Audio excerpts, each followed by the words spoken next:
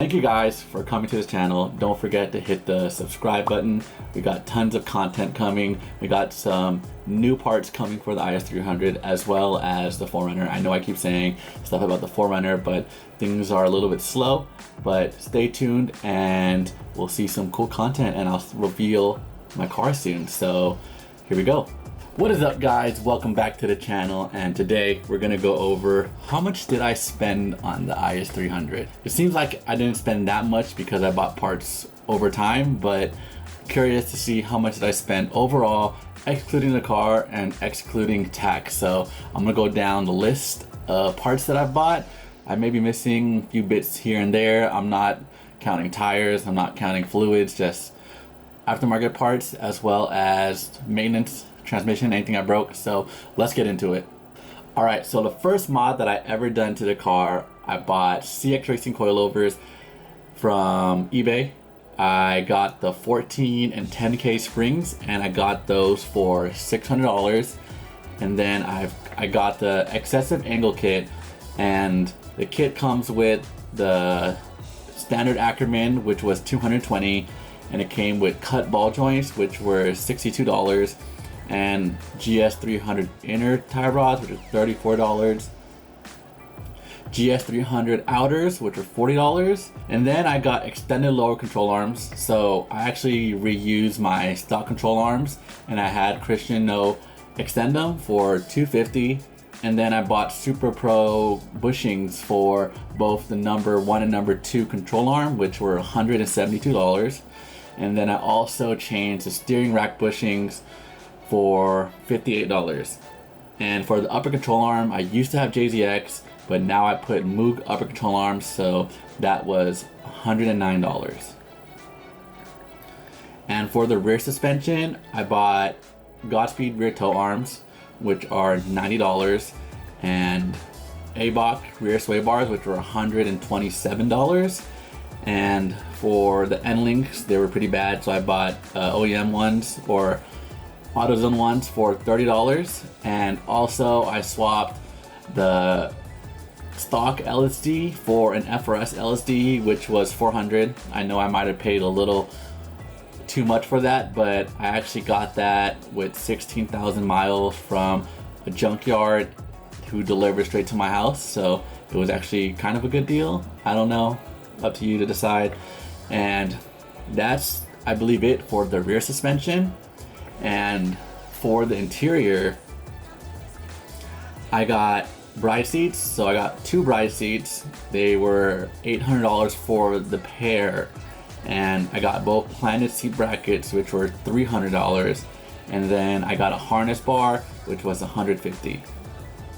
And for the steering wheel, I had the NRG short hub, which was $100, and I got the NRG quick release for $120. I'm not going to include the steering wheel just because I bought it while I was in Japan and I had it on all my cars, so that's kind of like tribute to everything, to my trip to my Japan. It's kind of my my favorite thing in the car, so I'm not going to include that. So going on the transmission, it did come factory manual, but I did blow up the W55 exiting a freeway. So I actually had a really good deal from a friend for a W58 off a, I want to say it's the old Celicas, I'm not sure. It was on his Cresta and he sold it for me for $150, so it was a steal.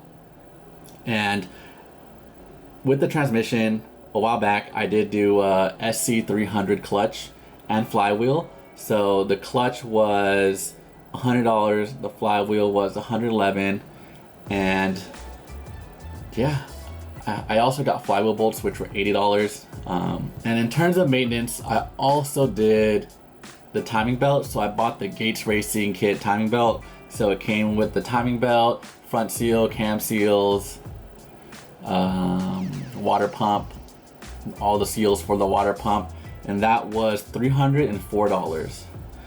And I also, for the body, I did have an eBay lip kit with Altezza side skirts and rear lip, but that's all gone, so that's not going to be in the pricing. I did buy a kit for it, which I'm not going to tell you what it is because that's coming real soon. which was $904, and to wrap the whole car was $800. And for the grill, I bought an Altezza eBay grill for $60, and I bought the LED taillights from Craigslist for $100. So I think the only thing I'm missing is the Ssr wheels. So I actually drove pretty far to pick up the Ssr wheels. I picked it up in, I don't know, 3 hours up north, but I did get them for $500. And I think that is pretty much it. So I'm gonna do the calculations real quick. All right, so this is a grand total of $6,780, which is kind of a lot. And this does not include tax, does not include tires. Ooh, excuse me. This does not include fluids, tires, alignments, oil changes, diff fluid, trans fluid.